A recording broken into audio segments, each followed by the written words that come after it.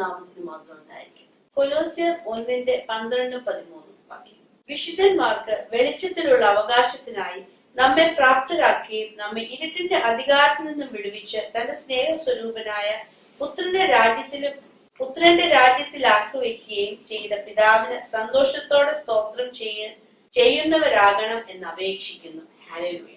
വിശുദ്ധന്മാര്, ഇവിടെ ആരാ വിശുദ്ധന്മാര്? ഇവിടെ കൊലോസ്യർ ലേഖനം തുടങ്ങുമ്പോൾ നമുക്ക് വായിക്കുമ്പോൾ ദൈവേഷ്ടത്താൽ ക്രിസ്തുയേശുവിന്റെ അപ്പോസ്തലനായ പൗലോസും സഹോദരനായ തീമോഥെയോസും കൊലോസ്യയിലുള്ള വിശുദ്ധന്മാർക്ക്, ക്രിസ്തുവിൽ വിശ്വസ്തരായ സഹോദരന്മാർക്ക് എഴുതുന്നു. ആരാ വിശുദ്ധര്? ഇന്ന് യേശുവിനെ സ്വീകരിച്ച ഞാനും നിങ്ങളും വിശുദ്ധരാ. ഇത് വചനമാ പറയുന്നത്. യേശു ക്രിസ്തുവിലൂടെ യേശുവിന്റെ രക്തത്താൽ കഴുകൽ പ്രാപിച്ച് യേശുവിനെ രക്ഷകനായി സ്വീകരിച്ച് നമ്മളെ അവൻ വിശുദ്ധരാക്കി ഇന്ന് നിർത്തിയിരിക്കുക. ഹല്ലേലൂയ. അതാ വചനം പറയുന്നത്, വിശുദ്ധന്മാർക്ക് വെളിച്ചത്തിലുള്ള അവകാശത്തിനായി നമ്മെ പ്രാപ്തരാക്കുക. നമ്മളെ ഓരോരുത്തരെയും പ്രാപ്തരാക്കുകയും നമ്മെ ഇരുട്ടിന്റെ അധികാരത്തിൽ നിന്ന് വിടുവിച്ചു. ഇരുട്ടിന്റെ അധികാരം, ആ അധികാരത്തിന് നമ്മുടെ മേൽ സ്ഥാനമില്ല. ഇരുട്ടിന്റേതായത് പാപം, രോഗം, കഷ്ടതകള്, ഇതിനൊന്നിനും ഇനി നമ്മുടെ മേൽ സ്ഥാനമില്ല. ഇരുട്ടിന്റേതായ പ്രവൃത്തികളിൽ നിന്ന് ഒക്കെ നമ്മളെ വിടുവിച്ചു. ആര്? യേശു വിടുവിച്ചു കഴിഞ്ഞു. നമ്മൾ അവനിലായി കഴിയുമ്പോൾ നമ്മളെ അവൻ വിടുവിച്ചു കഴിഞ്ഞു. ഇരുട്ടിന്റെ പ്രവർത്തനത്തിന് ഇനി നമ്മുടെ മേൽ സ്ഥാനമില്ല. അതിൽ നിന്നൊക്കെ നമ്മളെ വിടുവിച്ച് തന്റെ സ്നേഹസ്വരൂപനായ പുത്രന്റെ രാജ്യത്തിൽ ആക്കി വെച്ചിരിക്കുക. ആ ദൈവത്തിന്റെ രാജ്യത്തിൽ നമ്മളെ ആക്കി വെച്ചിരിക്കുക. എങ്ങനെ നമ്മൾ ഈ ദൈവരാജ്യത്തിന് അവകാശികളായി? യേശുവിനെ വിശ്വസിച്ചു. യേശുവിനെ നമ്മൾ വിശ്വസിച്ചു. അവനെ നമ്മൾ രക്ഷകനും കർത്താവുമായി നമ്മൾ സ്വീകരിക്കുമ്പോൾ ഇരുട്ടിന്റെ പ്രവൃത്തിയിൽ നിന്നൊക്കെ നമ്മളെ വിടുവിച്ച് ആ സ്നേഹസ്വരൂപനായ കർത്താവിന്റെ രാജ്യത്തിൽ, അവന്റെ രാജ്യത്തിൽ നമ്മളെ ആക്കി വെച്ചിരിക്കുക. ഈ രാജ്യത്തിൽ നമ്മൾ ആയിരിക്കുമ്പോൾ നമ്മൾ മറന്നു പോകരുത്. നമ്മൾ ഇന്ന് പലപ്പോഴും നമ്മുടെ ജീവിതത്തിൽ നമ്മൾ തന്നെ തിരിച്ചറിയുന്നില്ല നമ്മൾ എവിടെയാ ഇന്ന് നിൽക്കുന്നത്. യേശുവിലായിരിക്കുന്നവരോട് ഞാൻ ഓർപ്പിക്കാം, നമ്മൾ ഇന്ന് ദൈവരാജ്യത്തിലാക്കി വെച്ചിരിക്കുക കർത്താവ്. ഇന്ന് നമ്മളെ ഈ രാജ്യത്തിലാക്കി വെച്ചിരിക്കുന്ന കർത്താവിന് നമ്മൾ സ്തോത്രം പറയണം. ആ കർത്താവിന് നമ്മൾ മഹത്വം കൊടുക്കണം. ഇരുട്ടിന്റെ അധികാരത്തിൽ നിന്നും ഓർത്തുകൊള്ളുന്ന ആ നിത്യമായ നാശത്തിൽ നിന്നും അവൻ നമ്മളെ വിടുവിച്ച് സന്തോഷവും സമാധാനമുള്ള രാജ്യത്തിൽ നമ്മളെ ആക്കി വെച്ചിരിക്കുക. ഇത് പലപ്പോഴും നമുക്ക് കാണാൻ കഴിയുന്ന, എന്നാൽ നമ്മുടെ ആത്മകണ്ണിൽ നമുക്കത് കാണാനായിട്ട് കഴിയണം. നമ്മുടെ ആത്മാവിൽ നമുക്ക് തിരിച്ചറിയാനായിട്ട് കഴിയണം. നിൽക്കുന്ന സാഹചര്യത്തെ അല്ല ഞാൻ നോക്കേണ്ടത്. ഇന്ന് ലോകപരമായി നമ്മൾ ഒരു രാജ്യത്തിൽ നിൽക്കുന്നു, എന്നാൽ ആത്മീയപരമായിട്ട് ഞാൻ ഏത് രാജ്യത്തിലാണ് നിൽക്കുന്നത്? ആ ഇരുട്ടിന്റെ അധികാരം നിന്നും നമ്മളെ സ്വർഗ സ്ഥലത്ത് കർത്താവ് നിർത്തിയിരിക്കുക.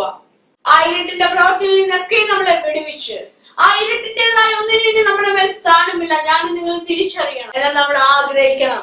അനേകരും ഇരുട്ടിലായിരിക്കുക, അനേകർ ഈ വെളിച്ചമെന്ന് തിരിച്ചറിയാതെ ജീവിക്കുന്നു. അവരിലേക്ക് വെളിച്ചത്തെ കൊടുക്കുവാൻ, അവരിലേക്ക് വെളിച്ചത്തെ പകർന്നു കൊടുക്കുവാൻ നമ്മളെ കൊണ്ട് കഴിയണം. നമ്മളെ ഓരോരുത്തരെയും കൊണ്ട് കഴിയണം.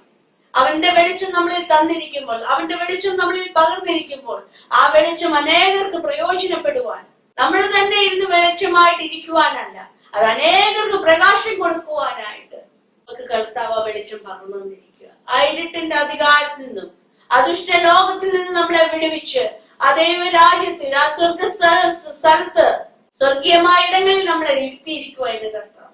ആ കർത്താവിന് നമ്മൾ സ്തോത്രം ചെയ്യണം. ആ കർത്താവിന് നമ്മൾ മഹത്വം കൊടുക്കണം. നമ്മുടെ ജീവിതത്തിൽ എല്ലാ മഹത്വവും ആരാധനയും പുകഴ്ചയും നല്ല പിതാവിന് മാത്രമായിരിക്കും. ഈ വചനങ്ങൾ അതേമായ കർത്താവ് നിങ്ങൾ എല്ലാവരെയും അനുഗ്രഹിക്കും. ഒരു നിമിഷം പ്രാർത്ഥന. പിതാവെ, സ്തുതിക്കുന്നു. ഈ നല്ലൊരു ദിവസത്തിനായിട്ട് നന്ദി പറയുന്നു. യേശുവിന്റെ നാമത്തിൽ ഇന്ന് നിമിഷം പ്രാർത്ഥിക്കുമ്പോൾ കർത്താവെ, വസ്തു സംബന്ധമായ തർക്കത്തിലായിരിക്കുന്ന വ്യക്തിയെ നിന്റെ കരങ്ങളിൽ സമർപ്പിച്ചു പ്രാർത്ഥിക്കുന്നു. യേശുവിന്റെ നാമത്തിൽ അതിനെ ഓർത്ത് വളരെ ഭാരപ്പെട്ടിരിക്കുന്ന വ്യക്തിയോ യേശുപ്പ നിന്റെ കരങ്ങളെ സമർപ്പിക്കുന്നു. യേശുവിന്റെ നാമത്തിൽ കർത്താവെ, ആ വസ്തു തർക്കത്തിന്റെ മേൽ കർത്താവെ വലിയൊരു വിടുതലപ്പ നീ അയച്ചിരിക്കുക. സ്തോത്രം. യേശുവിന്റെ നാമത്തിൽ ഹല്ലേലൂയ. കർത്താവെ, നിന്റെ അത്ഭുതകരം അവിടെ ചലിക്കുന്നതിനായ സ്തോത്രം. യേശുവിന്റെ നാമത്തിൽ പ്രിയ സഹോദരി, നീ അവിടെ സംസാരിക്കാതിരിക്കുക, നീ അവിടെ തർക്കിക്കാതിരിക്കുക. നിനക്ക് വേണ്ടി കർത്താവ് പ്രവർത്തിക്കും. നിന്റെ കർത്താവോട് അത്ഭുതം ചെയ്യുന്നത് നിനക്ക് കാണും. ഹല്ലേലൂയ. യേശുവിന്റെ നാമത്തിൽ അനുഗ്രഹിച്ചു പ്രാർത്ഥിക്കുന്നു.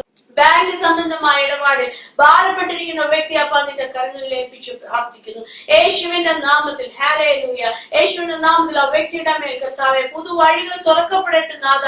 യേശുവിന്റെ നാമത്തിൽ കർത്താവെ ആ ഭയപ്പെടുത്തുന്ന ആ ചിന്തകളൊക്കെയും യേശുവിന്റെ നാമത്തിൽ നീങ്ങി മാറട്ടെ കർത്താവെ. ആ ബാങ്കിന്റെ പേപ്പേഴ്സിന്റെ മേൽ ഒരു അത്ഭുതം നടക്കട്ടെ യേശുവിന്റെ നാമത്തിൽ. അവിടെ അത്ഭുതം സംഭവിക്കട്ടെ കർത്താവെ.